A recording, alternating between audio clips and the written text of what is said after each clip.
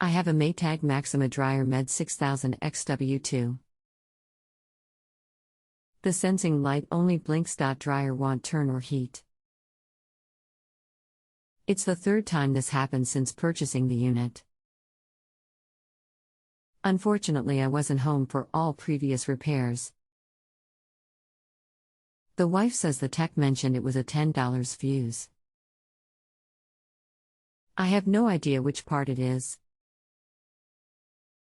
Any help? Thanks for your question. Do you hear a click when you press start? Yes, I do get a click when I press start. Okay, then check the thermal fuse. Remove the lower front panel. Remove the lint screen and the duct cover in front of the blower.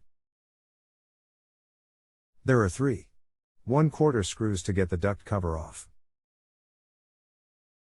Once off, you will see 2 thermostat devices mounted to the top edge of the blower housing. The furthest to the left should be a white peg-style fuse with 2 wires going to it.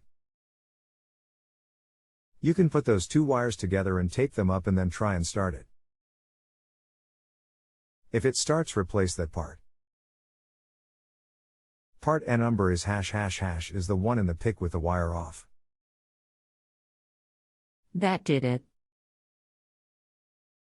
Thank you. I also found the part in several places. I'll keep a few handy since it seems to be a common and consistent issue. If you have a home improvement or appliance question and want to chat with an expert now, visit justanswer.com/ythi.